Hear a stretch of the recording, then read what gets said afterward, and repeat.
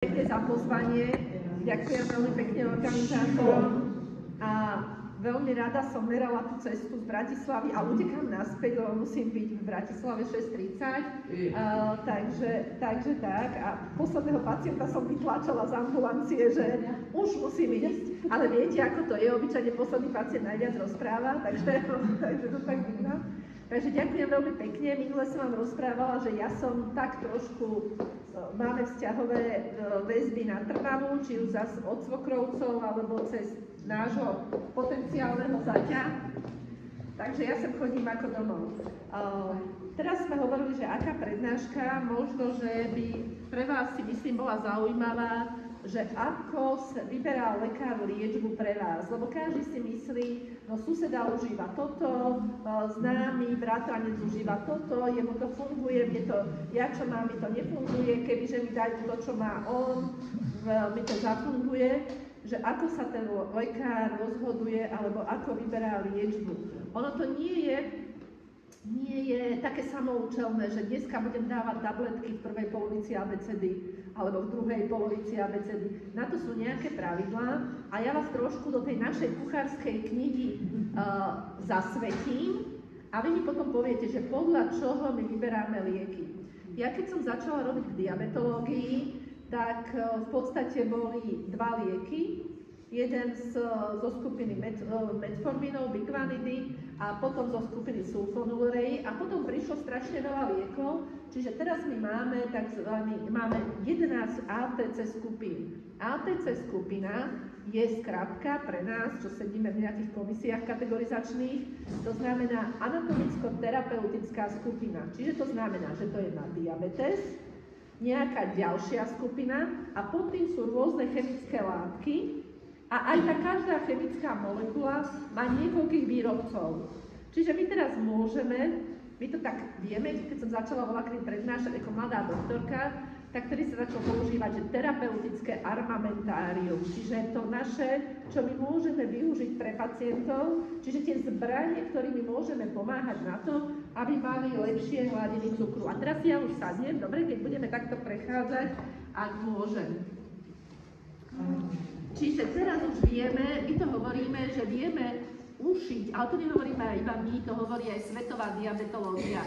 Vieme ušiť ako krajšie šije šaty, ktoré padnú, vieme ušiť lieky, ušiť liečbu na potreby každého toho pacienta a nejaké otázky my pritom zohľadňujeme, čiže keď ten lekár sa rozhoduje, tak ten vie, prečo sa tak rozhoduje. A vtedy to nie vždy platí, že sused má liek, alebo sesternica má liek, tento zabral viacej, tento zabral menej. Takže trošku ideme týmto smerom. Tu je trošku vidno, že toto sú skratky, ktoré sa používajú v literatúre, diabetes mellitus druhého typu, alebo diabetes mellitus prvého typu. Tuto teraz nebudem hovoriť o diabetoch tých, ktorí sú ako tehotenská cukrovka a tzv. Špecifické formy, lebo tých je veľmi málo. Gro sú diabetici druhého typu a vás je tu tiež najviac asi, lebo tí predstavujú asi 90% diabetikov a 10% sú diabetici prvého typu. Na to si poviete, no prišla Johanska z Bratislavy a 90 a 10 je 100%. V tej Bratislave to majú divné. Nie. Ten gestačný, tá tehotenská cukrovka sú asi 3% tehotenstiev, ale to končí pôrodom. A tie špecifické formy je asi 0,1-0,2%, čiže to sú také zanedbateľné čísla. Takže to sa niekde schová v tých 10 a 90%. Dobre, závisí od krajiny. Napríklad u nás je 10% diabetikov prvého typu, v severských krajinách, ako je Švédsko, Nórsko, tam majú veľký nárast diabetikov prvého typu, čiže tam majú viacej, tam majú 15-17% diabetikov prvého typu z tej celej množiny. Diabetes narastá. Všetky formy, všetky typy diabetu narastajú a tým pádom je to problém. Je to problém nie len pre toho pacienta, pre toho diabetika, ale aj pre celý zdravotný systém, pretože keď je veľa pacientov, tak je veľa liečených a ešte je tam faktor, že je to celoživotné ochorenie zväčša na 99,9%, Ako náhle raz je niekto diabetik, bude s ním až do konca života svojho a treba ho aj liečiť. Keď niekto má zápal plúc alebo bronchitídu, zápal priedušiek, tak 10 dní užíva antibiotika a to končí. Ale diabetes je na celý život sa predpisuje, vy chodíte k lekárovi, ten predpisuje lieky, pomôcky, inzulíny, všetko možné, čo je, sú technológie. A keď si pozriete, ako to tuto vyzerá, ja okrem diabetov robím aj farmakoekonomiku a keď si pozriete, vo farmakoekonomike sa počítajú peniaze na tzv. Internacionálne doláre. To vznikol nejaký pojem, buď teda na euro, alebo na doláre, alebo tzv. Internacionálne doláre. A keď si to pozriete, na tej žlté, to bolo náklady pre zdravotný systém pred 20 rokmi. Teraz toto stredné sú náklady na zdravotný systém zhruba aktuálne teraz. A za 10 rokov zvýšia sa náklady raz toľko. Čiže aj pre tie poisťovne, pre tie zdravotné systémy je to veľmi veľa. Moja mama by na to povedala, ale celý život som si platila nemocenské. Ale diabetici sú tak drahí, že to, čo platili celý život, u väčšiny vôbec nepokrýva to, čo vyberajú z toho zdravotného systému. To je realita a s tým musia všetci rátať. A my ešte diabetes je tamto ochorenie, že je progresívne. Progresívne znamená, že ide dopredu. Nie, že dneska máte cukor 7, keď niekto je dneska zdiagnostikovaný, a že ho bude mať celý život 7. Ten sa pravdepodobne bude zvyšovať a rozvinú sa komplikácie. To je toho, čo viete, že niekto tak vás aj tým straší, že budete mať komplikácie, je to pravda, riziko je, ale musíme liečiť aj komplikácie. Takže len aby ste vedeli. A teraz, ako my vyberáme lieky?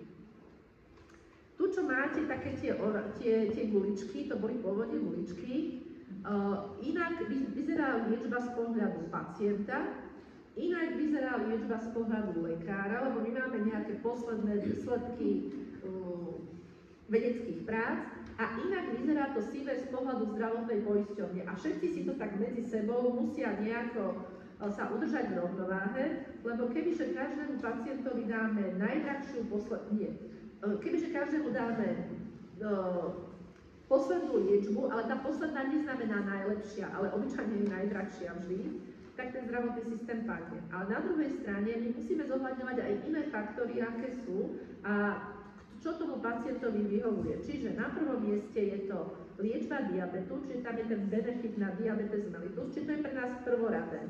Aby boli dobré glykémie, aby sa ovplyvňovala hmotnosť, potom z pohľadu pacienta aj lekára, tam sme na rovnakej lodi, je tzv. Kardioprotektivita. Čiže to je to ochrana srdcovo-cievneho systému, o čom sa teraz veľa hovorí. To sú tie tzv. Makrovaskulárne komplikácie. Keď sa chcete niečo spýtať, hneď sa ma spýtajte, zastavte ma, ja to mám rada, takže kľudne ma zastavte. Čiže makrovaskulárne komplikácie na veľkých cievach, veľké cievy pre nás sú na srdci a na mozgu a na končatinách, to sú veľké cievy. Malé cievy sú na jednotlivých orgánoch, v očiach, v obličkách.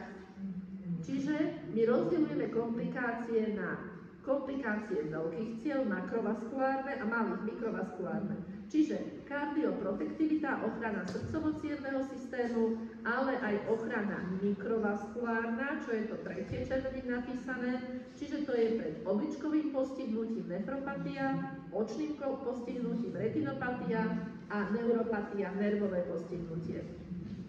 A potom, na čo my pozeráme, je to, že aby bol nejaký benefit pre pacienta, čiže ako si riadi to ochorenie. Je najlepšie povedať, pýchajte si 4-krát denne inzulín, ale pacient povie, ako, ale ja nemôžem chodiť do roboty na bicykli, neviem, čo. Samozrejme, my aj tento benefit veľmi rozmýšľame, že ako to je. A čo nás pri tom nejako ovplyvňuje? Že faktory ovplyvňujúce liečbu. Prvé je glikovaný hemoglobín, čiže aká má byť hladina glikovaného hemoglobínu, to je tu. Všetci chcete, aby ste mali najlepšie, každý sa vás pýta, aký máte glikovaný. My vieme, ale ja sa vás pýtam, koľko má byť glikovaný? Od 7. 7. Maximálne. Od 7. Čiže keď existoval taký materiál pre pacientov, pán doktor, dostaňte ma pod 7. To si budete pamätať, že 7. Ideálne je pod 6,5, ale akceptovateľné je pod 7,5. Čiže 3 čísla vieme, hej. 6,5 je najideálnejšie, 7 je takéto, čo vy viete, skvelé, vynikajúco, keď sme v škole, máte jednotku s hviezdičkou, a 7,5 je to, čo je úplne tolerovateľné. Čo si myslíte, koľko percent ľudí to má pod 7,5? Na Slovensku alebo vo svete, všade je to rovnaké. 30. Diabetikov alebo globálne? Globálne je pod 6,5. Globálne zdraví ľudia majú pod 6,5. Čiže u diabetikov. Spomedzi diabetikov máme na Slovensku 400 000 diabetikov, koľko má pod 7,5? 30. Asi 15 až 20%, a to je na celom svete. To platí. Závisí od toho trošku, či niekto dá tú hranicu 7, niekto dá tú hranicu 7,5, čiže ostatní majú všetci viacej. Čiže keď niekto máte viacej, nemyslíte si, že ste niekde, ste taký svetový. Či to je dobré? Nie je to dobré, chceme, aby boli tie glikémie čo najnižšie. Potom lieky majú ovplyvniť hmotnosť, každý liek má vedľajšie účinky, každý. Aj keď si dáte kyselinu acetylsalicylovú, nejaký aspirín. Vytrvalosť v liečbe. My môžeme dať nejakú nastaviť ťažkú liečbu, akože aby človek sa s ňou vyrovnal, dodržiaval všetky opatrenia. Obyčajne to potom zlyháva, pacient to nevládze robiť, nechce sa mu to robiť, jeho to nudí, dýchať si 4-krát denne presne inzulín, presný čas. Prístupnosť a cena, čípový poisťovňu pre pacienta, pre každého, pre ambulanciu a zložitosť režimu. Čiže to je ďalší aspekt, ktorý ovplyvňuje výber lieku. A my keď vyberáme nejaké lieky, tak sa pozeráme na to, v ktorom štádiu ten pacient je. Čiže inak pristupujeme k človeku, ktorý prišiel dnes a ktorý napríklad, v Bratislave sa pravdepodobne bude zatvárať jedna diabetologická ambulancia, že tí pacienti niekam sa musia rozptýliť, musia niekde ísť na iné ambulancie. To sú už pacienti, ktorí majú 10-15 rokov diabetes, tí sú naliečení, tí už majú nejakú liečbu, čiže tam tá liečba je inakšia. Závisí to od toho, že v ktorom zase štádiu toho ochorenia sme. Keď si pozriete, keď si zoberieme, pamätáte zhruba, keď vám prvýkrát povedali, že máte cukrovku, u obvodného lekára alebo u všeobecného. Čiže tuto je to potvrdenie diagnózy v tomto bode.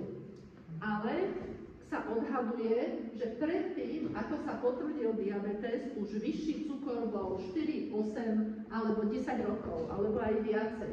A postupne stúpala hladina cukru a tu vidíte glykémia, nalačná glykémia po jedle.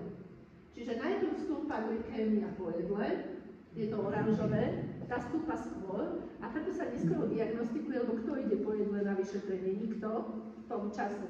A až neskôr stúpa glykémia nalačno.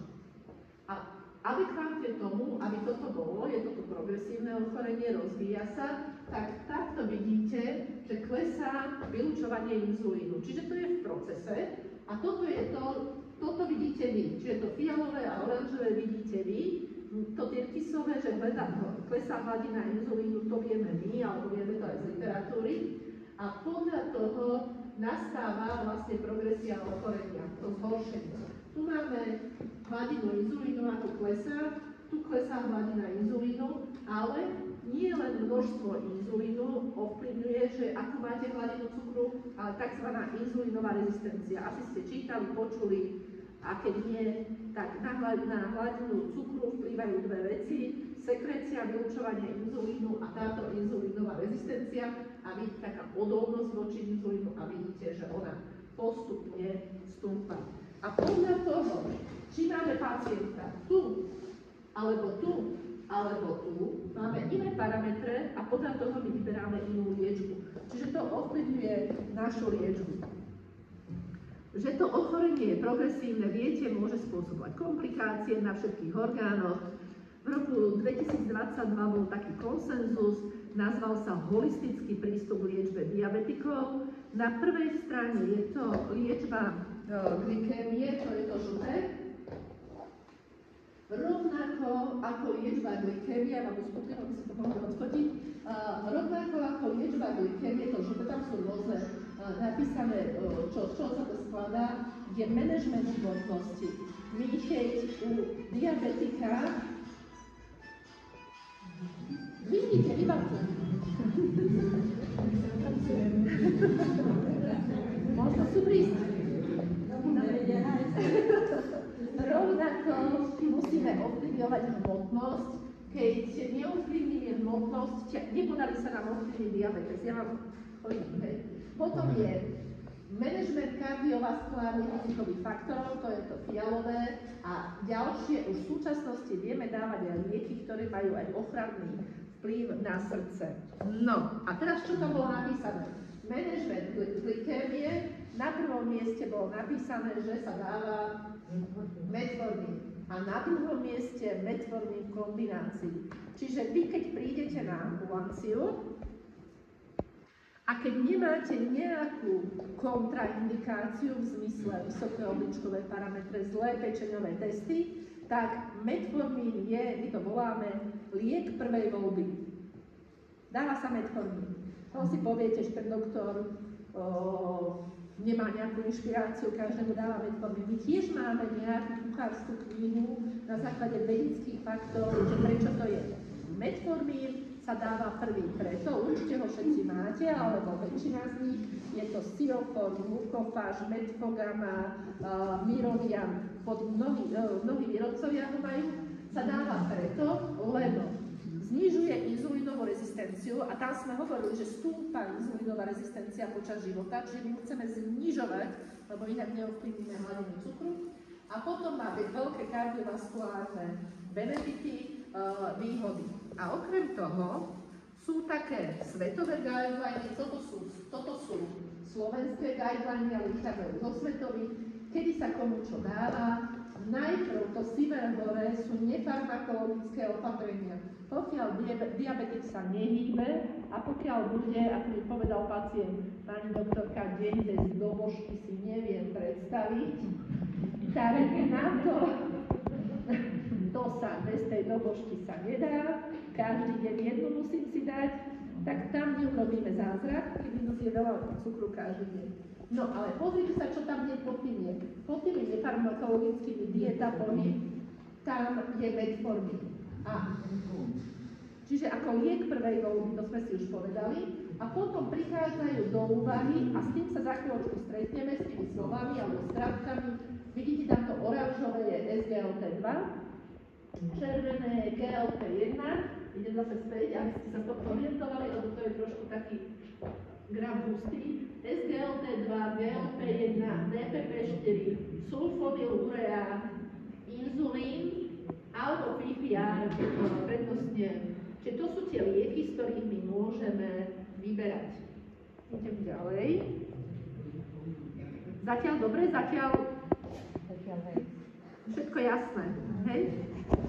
My sme hovorili o kardiorenoprotektívnej liečbe, čiže ktorá ovplyvňuje srdce, ktorá ovplyvňuje obličky, ale to už je kardioreno-metabolická protektívna ochranná liečba. Sú tie dve nové, ktoré tam boli skupiny SGLT2, inhibitory SGLT2 alebo GLP1 receptoroví agonisti. Pre niečo ten lekár vyberie, pokiaľ tie prvé sú tabletky, po to druhé sa pichá, čiže subkutáne sa podáva. Čiže GLP1 receptoroví agonisti, výhody a výber. Redukcia hmotnosti, dobrý vplyv na kardiovaskulárny srdcovo-cievny systém, podáva sa pre pacientov, ktorí majú BMI nad 30 alebo majú kardiovaskulárne ochorenie. Čo to je? Videli ste, čítali ste Ozempic. Je také, jak firmu Pfizer charakterizuje Viagra, tak Novo Nordisk je Ozempic. Čiže to vedia aj tí, ktorí nie sú lekársky zdatní, každý chce užívať Ozempic, chudý, štíhly. Ale okrem iného, okrem Ozempicu, čiže to je semaglutid, existuje liraglutid, čo je Saxenda a potom ešte Mounjaro v súčasnosti a príde Wegovy. Čiže všetky sa pichajú, Saxenda sa pichá raz denne a všetky ostatné sa pichajú raz týždenne. SGLT2 Podáva sa, keď je riziko kardiovaskulárnych ochorení, srdcové zlyhávanie. Táto skupina liekov sa dáva, keď niekomu zlyháva srdce, dávajú to aj kardiológovia pri ochorení obličiek.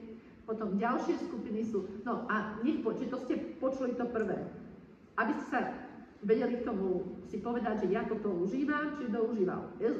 Každý z väčšinou užívate asi metformin a k tomu ide niečo iné. Čiže keď je to GLP-1, tak obyčajne je to Ozempic, alebo bola, kedy bola Victoza, niekto ste užívali Victozu. Potom tie SGLT2 je Jardiance, Vocanamet, Forxiga, čiže ktorý sa nájdete v týchto liekoch, tak užívate SGLT2. Potom sú DPP-4 inhibitory, a to možno niekto ste užívali Januvia alebo Janumet, tie už majú licenčné, tie Lonamo sa to volá, alebo Mysiglu, alebo Mymetsi. Potom sú SU, čo tam je ten druhý riadok. No a tie DPP-4 sú bezpečné, ale nemajú tú kardiovaskulárnu protektivitu, tu už ten aditívny nový účinok. Potom je sulfonylurea, to patrilo k liekom, ktoré sa používali s metforminom dlho ako jediné. Dobre ovplyvňujú glykémiu, sú efektívne aj pre zdravotný systém, pre ekonomiku. Je tam riziko hypoglykémii, nízke hladiny cukru. Tam takéto niečo býva.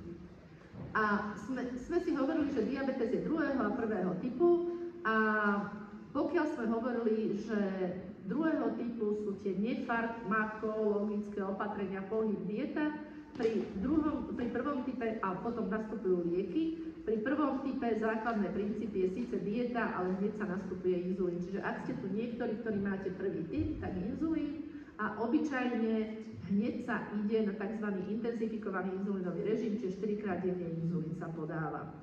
Musí to byť, nedá sa tomu zabrániť a my sme veľmi radi za tých, ktorí to potrebujú, že inzulín je. Viete, že je asi 100 rokov, niečo trošku vyše 100 rokov. A dovtedy ľudia mali zlú prognózu. Pri liečbe inzulínom, ktorí ste na inzulíne, nikto nepríde na ambulanciu, že taký som rád, že som vás poznal, chcel som celý život sa stretnúť s nejakou diabetologičkou a keby ste tak mohli, dajte mi inzulín, lebo je to asi niečo nové, moderné, alebo sú dobré technológie, nikto ho nechce. Základná vec je, len mi nedajte inzulín. Keď niekto príde na ambulanciu, no, mám cukrovku alebo mám iba vyšší cukor? No to je to isté. A samozrejme, pre tú cukrovku ešte aj predstupeň, ale to je tiež rizikové, takže, ale pacient obyčajne radšej počuje, že má vyšší cukor, ale nie, že má cukrovku. Ale chodí ku mne 10 rokov pacient. Pani doktorka, ja nemám cukrovku, nie? Ale na čo sem chodíte? Lebo mám vyšší cukor. Takže tak. Alebo potom ešte ľahkú a ťažkú cukrovku. Alebo ešte ťažkú, ľahkú a ťažkú, potom to obyčajne hovoria to okolie, ten je na inzulíne, to znamená, že má ťažkú cukrovku. Také neexistuje. Je dobré alebo zle liečená cukrovka. Inzulín na teraz vieme dávať iba injekčne, subkutáne, podkožne, žiaľ, ale tam tiež vývoj ide dopredu, ale znamená to, lebo keď niekto má napríklad, že nemá inzulín, si nepichá, užíva nejaké tabletky, ale má glikovaný 14. Teraz som telefonovala s kolegyňou, keď som sem k vám išla, ale idem do Trnavy, lebo ona mi hovorila, že bola som prezor pre reumatiky v Trnave. Hovorím, si to mohla rovno prednášať, že ja idem do Trnavy. No, že predstav si, že dneska prišla pacientka, že mala glikovaný 14,1. Hovorím, no, áno, keď niekto má glikovaný 14 a užíva iba tabletky, to neznamená, že má dobrú cukrovku. Nie. Ona je zle liečená, nechodila na kontrolu, nebola 5 rokov. A diabetik, ktorý si pichá 4-krát denne inzulín, ale má glikovaný 6,5 alebo 7, tak ten má dobrú cukrovku, dobre liečenú. To je dôležité. Dobre? Takže tak. No. A tí, ktorí si pichajú inzulín, si nemyslíte, že my to nemáme, ktorí si inzulín nepicháme, že to nemáme spočítané. Minimálne, keď to prednášam, to mám spočítané. Si pozrite. Začnem od spodu. Diabetik prvého typu, ktorý je na inzulíne, tak vieme, koľkokrát si píchal. Máme 365 dní a píchal si minimálne 4 krát denne inzulín, čiže to je 1260, neviem koľko 5 pichov. Plus si meria glykémiu, to je vypočítané nie ako často si on meria, ale aký nárok na prúžky máš. A my chceme, keď je to napríklad dieťa, alebo mladý človek má 20 rokov a má zistenú cukrovku prvého typu a ide si píchať inzulín alebo 30 ročný a minimálne je predpoklad dožitia 50 rokov, 70, 80, tak za 50 rokov má 130 pichnutí. Ten, ktorý je diabetik druhého typu, že sa prešlo na inzulín a za 10 rokov má 20 600 pichnutí. A diabetik druhého typu, to je to prvé, ktorý je na konvenčnom inzulínovom režime, čiže si pichá 2-krát denne, nie 4-krát denne, má 10 300 pichnutí. A keď si pozriete, že diabetik sa nemôže pichať, kde ho napadne, sú na to niektoré miesta, vy viete, do oblasti brucha, stehien, ramien, ešte možno túto dozadu.